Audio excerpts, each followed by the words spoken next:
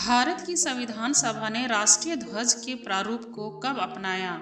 Option A 26 जनवरी 1950, option B 22 जुलाई 1947, option C 15 अगस्त 1947, ऑप्शन डी 22 जुलाई 1951।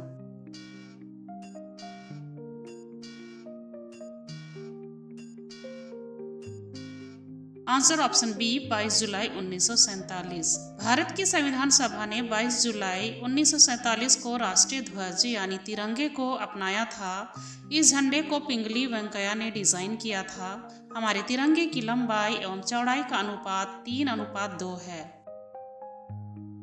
भारत सरकार द्वारा राज चिन्ह कब अपनाया गया? ऑप्शन ए 22 जुलाई 1947, ऑप्शन बी 26 जनवरी 1950, ऑप्शन सी 15 अगस्त 1947, ऑप्शन डी 24 जनवरी 1950।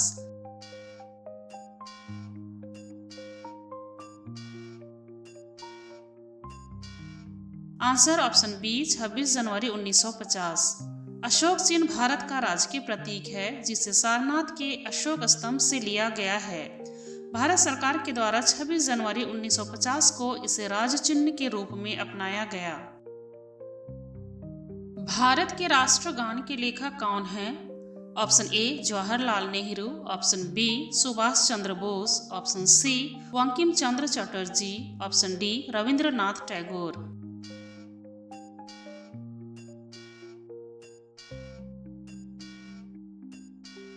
Answer option D Rabindranath Tagore. भारत के राष्ट्रगान जन गण मन के लेखक रविंद्रनाथ टैगोर हैं। रविंद्रनाथ टैगोर एक प्रसिद्ध कवि लेखक थे। साल 1913 में उन्हें साहित्य में नोबेल पुरस्कार मिला था। हमारे देश का राष्ट्रगान सर्वप्रथम कब गाया गया था? ऑप्शन ए 27 दिसंबर 1911, ऑप्शन बी 28 दिसंबर 1885, ऑप्शन सी 8 अगस्त 1942, ऑप्शन डी 15 अगस्त 1947।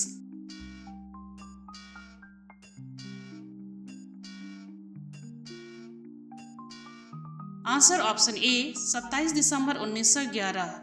हमारे देश का राष्ट्रगान जन गण मन को पहली बार 27 दिसंबर 1911 को भारतीय राष्ट्रीय कांग्रेस के कलकत्ता अधिवेशन में गाया गया था। इसे नोबेल पुरस्कार विजेता रविंद्रनाथ टैगोर के द्वारा लिखा गया है। उस समय यह बंगाली और हिंदी दोनों भाषाओं में गाया गया था। राष्ट्रगान जन गण मन को कब भारत के राष्ट्रगान के रूप में अपनाया गया? ऑप्शन ए 22 जुलाई 1947, ऑप्शन बी 15 अगस्त 1947, ऑप्शन सी 26 जनवरी 1950, ऑप्शन डी 24 जनवरी 1950।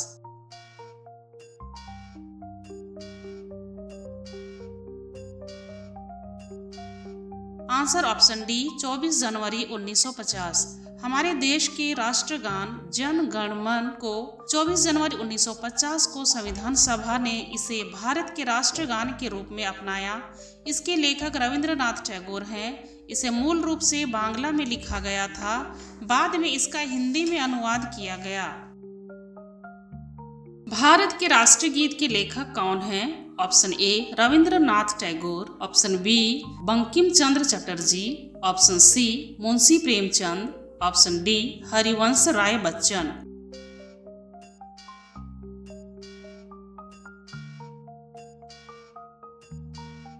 Answer option B Bankim Chandra Chatterjee. Bharat के राष्ट्रगीत वंदे मातरम के लेखक बंकिम चंद्र चटर्जी हैं, जिनका जन्म 27 जून 1838 को उत्तरी 24 परगना के कांतलपाड़ा में एक बंगाली परिवार में हुआ था।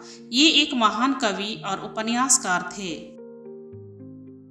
हमारे देश भारत के राष्ट्रगीत का क्या नाम है? ऑप्शन ए वतन तेरे लिए, ऑप्शन बी जन गण मन, option C Vande Mataram, option D सारे जहां से अच्छा।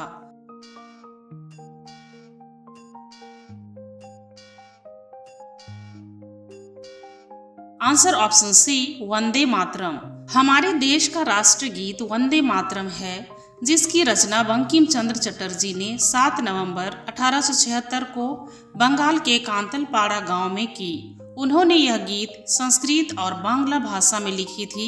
साल 1896 में कांग्रेस के कलकत्ता अधिवेशन में पहली बार इसे गाया गया था। वंदे मातरम का अंग्रेजी अनुवाद सबसे पहले किसने किया? Option A Aurobindo Ghosh, option B Rabindranath Tagore, option C Arif Mohammad Khan, option D Mohammad Iqbal.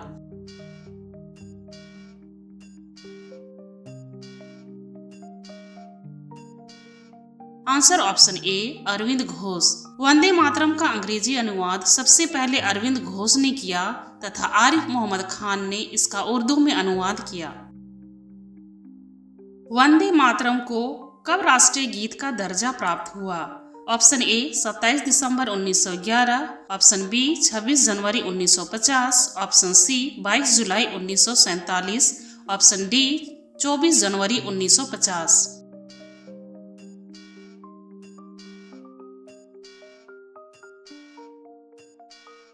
Answer option D 24 जनवरी 1950। हमारे राष्ट्रीय गीत वंदे मातरम को 24 जनवरी 1950 को भारतीय संविधान सभा ने राष्ट्रीय गीत के रूप में अपनाया था। राष्ट्रीय पंचांग को कब अपनाया गया? ऑप्शन ए 22 मार्च 1857, ऑप्शन बी 22 मार्च 1950, ऑप्शन सी 22 मार्च 1957, ऑप्शन डी 22 मार्च 1947।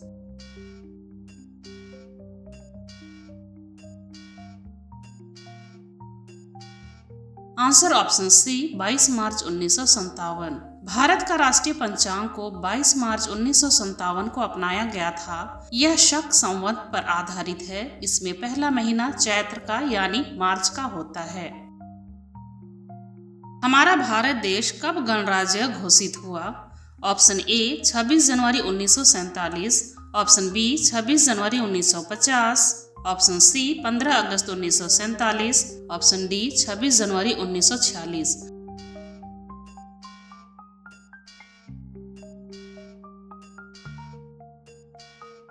आंसर ऑप्शन बी 26 जनवरी 1950। भारत 26 जनवरी 1950 को गणराज्य बना। इस दिन भारत सरकार अधिनियम 1935 की जगह भारत का संविधान लागू किया गया।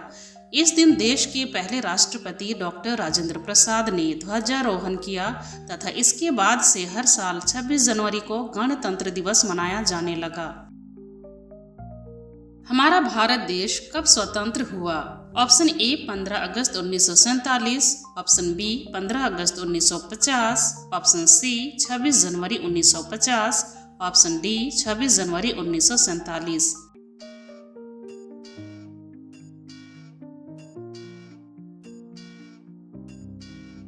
आंसर ऑप्शन ए 15 अगस्त 1947। 15 अगस्त 1947 को हमारा देश अंग्रेजों की गुलामी से आज़ाद हुआ था और हमारे प्रथम प्रधानमंत्री जवाहरलाल नेहरू ने दिल्ली में लाल किले से हमारा राष्ट्रीय ध्वज फहराया था।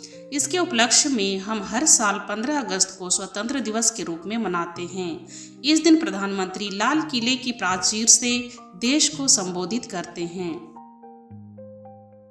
हमारे संविधान को लिखने में कितना समय लगा था? ऑप्शन ए 2 साल 10 महीने 18 दिन, ऑप्शन बी 2 साल 11 महीने 16 दिन, ऑप्शन सी 2 साल 11 महीने 18 दिन, ऑप्शन डी 3 साल 18 दिन।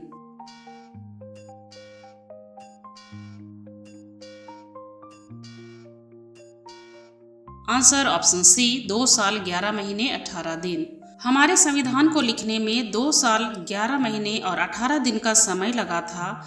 इसकी प्रक्रिया 9 दिसंबर 1946 को शुरू हुई थी और यह 26 नवंबर 1949 को पारित हुआ था। अतः हम 26 नवंबर के दिन को संविधान दिवस के रूप में मनाते हैं। हमारा संविधान विश्व के किसी भी गणतांत्रिक देश का सबसे लंबा लिखित संविधान है। भारतीय संविधान सभा की पहली बैठक कब हुई थी? ऑप्शन ए 26 नवंबर 1949, ऑप्शन बी 9 दिसंबर 1946, ऑप्शन सी 2 अक्टूबर 1947, ऑप्शन डी 26 जनवरी 1947।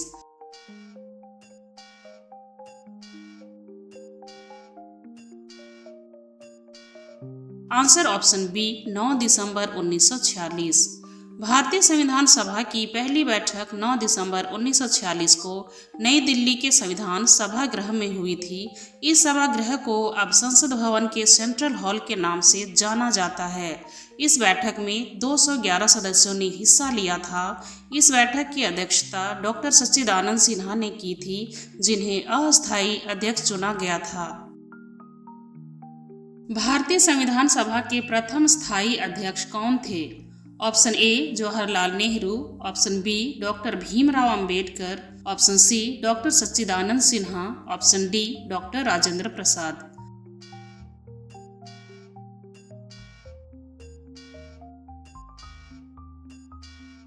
Answer option D doctor Rajendra Prasad. 11 दिसंबर 1946 को डॉक्टर राजेंद्र प्रसाद को संविधान सभा के पहले स्थायी अध्यक्ष और हरेंद्र कुमार मुखर्जी को उपाध्यक्ष चुना गया था तथा इसके पहले डॉक्टर सच्चिदानंद सिन्हा पहले अस्थायी अध्यक्ष थे और संविधान सभा की पहली बैठक 9 दिसंबर 1946 की अध्यक्षता किए थे।